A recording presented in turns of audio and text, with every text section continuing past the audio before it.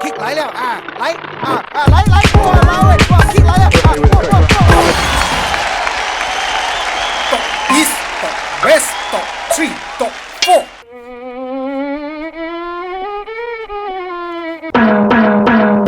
Tokok beberapa hari lagi ialah Hari Kebangsaan kita. Tahun 2020 ialah sebuah tahun yang istimewa kerana ketika saya masih kecil, Perdana Menteri pada ketika itu telah memperkenalkan Wawasan 2020 iaitu sebuah rangka untuk menjadikan Malaysia sebuah negara maju menjelang tahun 2020 supaya kita boleh jadi hebat dan lansi seperti Jepun dan Amerika. Akhirnya, kita sudah sampai di tahun 2020 dan saya berasa sangat gembira sebab negara kita dah jadi macam ini, macam ini dan macam itu.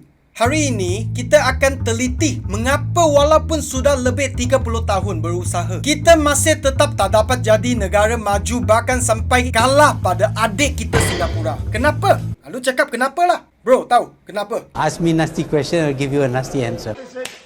Pada zaman 90-an, Malaysia dikenali sebagai anak harimau Asia. Ketika itu, negara kita sangat kaya. Pada tahun 98, kita telah menganjurkan sukan Commonwealth. Kita bina bangunan tertinggi di dunia dan lapangan terbang number 1 di dunia. Mata wang negara kita ketika itu lebih tinggi dari Singapura. Hari ini, mata wang Singapura sudah 3 kali ganda lebih besar dari ringgit Malaysia. Orang Singapura asyik isi minyak di Malaysia, beli tisu tandas dan beli kotek. Yang laki pula datang sini untuk urut kaki, urut badan dan urut tempat lain-lain. Kemudian balik Singapura kena hantam dengan isteri.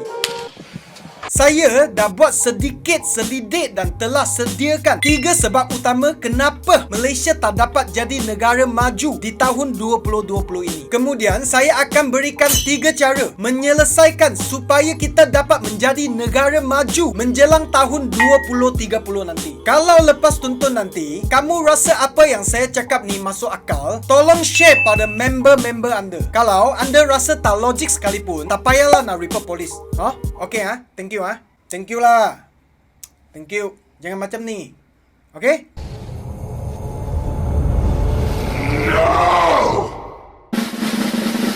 Malaysia ada sumber air yang mencukupi dan tanah yang subur, ditambah dengan keadaan cuaca yang baik sebab kita tak ada ribut dan taufan. Jadi sayuran dan buah-buahan yang kita tanam lebih sedang tumbuh dan dijaga. Malaysia tak ada gempa bumi. Oleh itu, bangunan kita tidak perlu direka khas untuk mencegah runtuhan. Rumah di Malaysia juga besar dan murah. Di sini kita ada pelbagai jenis sumber semula jadi, tak payah pening bagaimana nak dapatkan tenaga dan bahan sumber. Tengok Singapura, negara mereka terlalu kecil, jadi mereka terpaksa cari jalan untuk hasilkan teknologi memperbersihkan air dan sekarang mereka sudah lansi, boleh jual balik bekalan air pada kita dan sudah mempunyai sistem kita semula air yang tersendiri. Cuba kamu fikir, negara-negara maju yang lain selalunya ada musim dingin yang sejuk atau bencana alam yang serius. Contohnya Jepun, Amerika Syarikat dan Jerman. Oleh kerana semua masalah ini, mereka terpaksa berusaha untuk mencegah dan menyelesaikan masalah bencana alam dari berlaku. Lama kelamaan, mereka menjadi lebih kuat dan kebal dalam mengharungi cabaran hidup. Rakyat Malaysia pula terlalu bahagia. Kita boleh dapat semuanya dari alam semula. Jadi dan tak perlu berusaha. Ini menyebabkan kita menjadi malas dan tidak berfikir.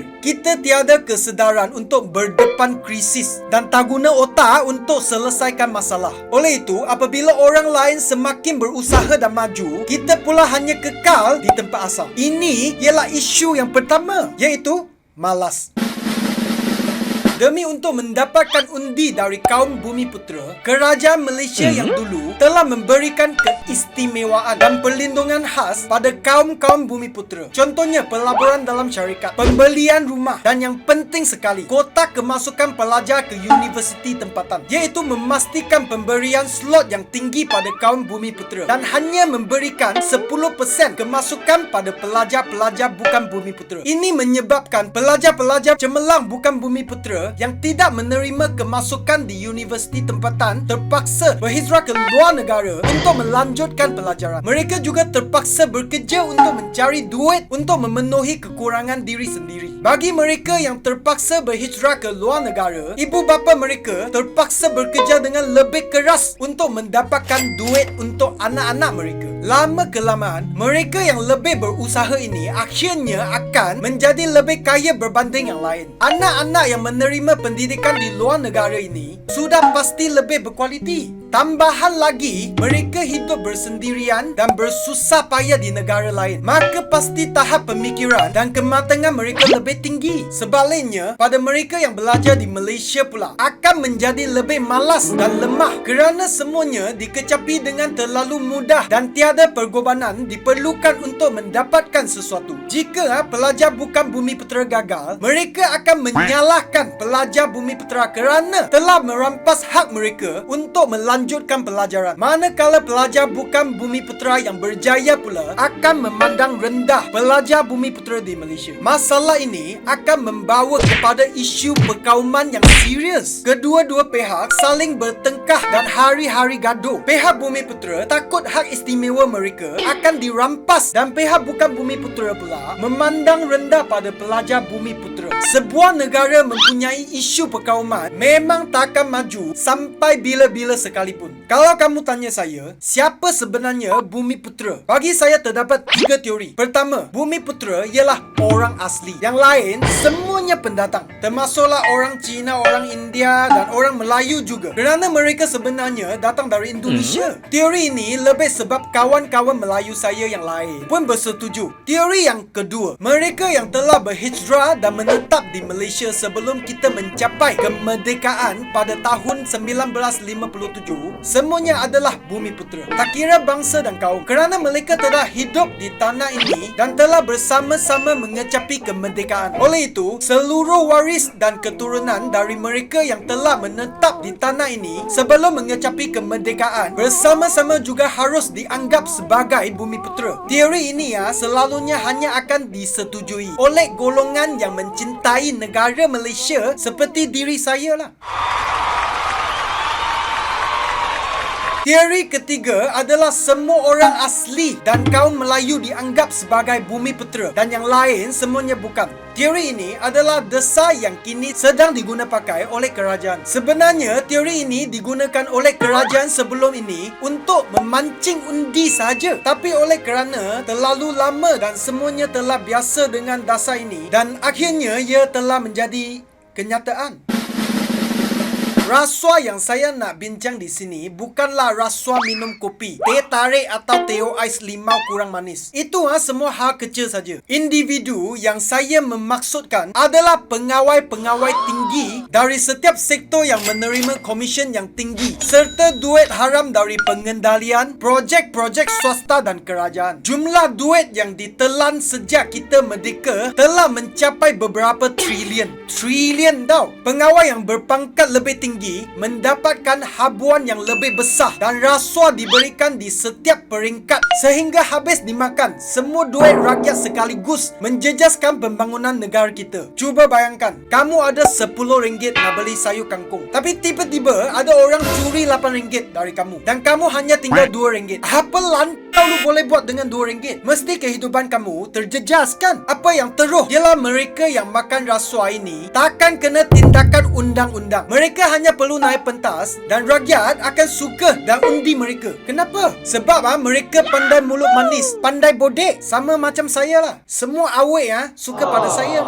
mulut manis Mereka yang makan rasuah hanya perlu belanja gula-gula sebiji dan berlakon macam budak baik. Seluruh rakyat Malaysia akan percaya pada mereka dan like mereka dan follow mereka. Macam K-pop superstar tau. Rakyat terus lupa duit mereka sudah kena curi dan buat tak kisah. You tahu negara apa yang paling senang untuk diperintah? Iaitu negara yang bodoh. Jadi kalau sebuah kerajaan nak memerintah lama-lama, pertama sekali kena jadikan semua rakyat bodoh. Kalau ada orang pandai yang bagi idea atau cara yang lain, kerajaan akan tangkap dan sumbat dalam lokap. Kemudian suruh media tulis berita palsu supaya rakyat percaya orang pandai itu ialah orang jahat. Semua orang bodoh baca surat khabar Kutuksan dan Matrix dan cosplay, kemudian percaya berita bodoh. Jadi kerajaan boleh terus memerintah dan mulut manis dan jadi K-pop superstar dan curi duit rakyat yang bodoh.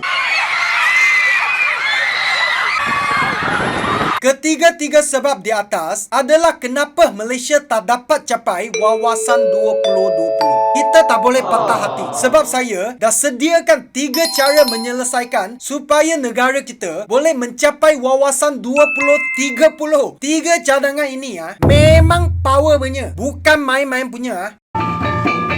Gaji polis Malaysia sangat rendah So tak payah kerja kuat sangat lah bang. Lepak kedai mama makan roti pisang saja. Nanti akan ada lebih ramai orang jahat yang mula merompak. Keluar rumah pun kena rompak. Tidur pun kena rompak. Romance dengan awet dalam kereta pun kena rompak. Pergi urut lancak pun kena rompak. Bila sudah kena banyak kali, kita akan ada kesedaran keselamatan. Kita akan mula bina rumah yang lebih kebal. Kita akan bina pintu kereta yang lebih kukuh. Kalau duit sudah habis kena rompak, kita akan kerja lebih rajin untuk cari duit. Bila semua orang berusaha bersama-sama, ekonomi negara akan membangun dan menjadi lebih maju. Betul?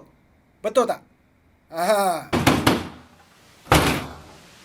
Yes. Kita harus berusaha untuk sebarkan COVID-19 supaya lebih ramai orang kena COVID-19. Bila semua sudah kena COVID-19, pelajar-pelajar yang cemerlang tak ada peluang untuk belajar dan bekerja di luar negara dan mereka terpaksa duduk diam-diam di Malaysia dan belajar di sini. Dengan adanya mereka yang pandai ini, negara kita akan lebih cepat maju. So, selepas ini jangan lupa untuk tidak pakai pelitup muka ketika keluar rumah tau. Bila nampak ada orang batuk dekat muka dia atau ludah dengan muka dia pun boleh lah. Yang ini kita mesti kena buat sama-sama baru ada power tau. Lain kali, bila mereka yang makan rasuah naik pentas nak jadi budak baik, kita laung kuat-kuat. Mak kau hijau. Ajar jiran, sepupu, abang ipar, adik angkat, awet Vietnam, ibu bapa, datuk dan moyang dan jerit kuat-kuat. Mereka naik pentas, kita terus jerit. Mereka pergi tandas pun kita jerit. Makan ayam penyet pun kita jerit. Cari aqua dekat Hajai pun kita jerit. Kita jerit sampai mereka takut. Lama-lama mereka akan takut dan tak berani makan rasuah lagi. Kamu semua jangan risau. Sebab laungkan mak kau hijau bukanlah sesuatu kesalahan di sisi undang-undang. Polis tak akan tangkap punya. So, mari kita laungkan bersama-sama. 1, 2, 3. Mak kau hijau bodoh, bapak kau keleng, bongok.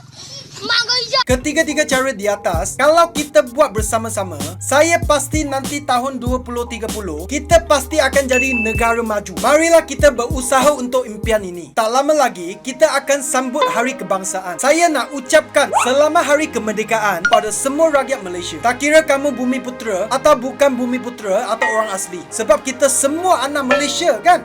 Tok East, Tok West, Tok 3, Tok 4.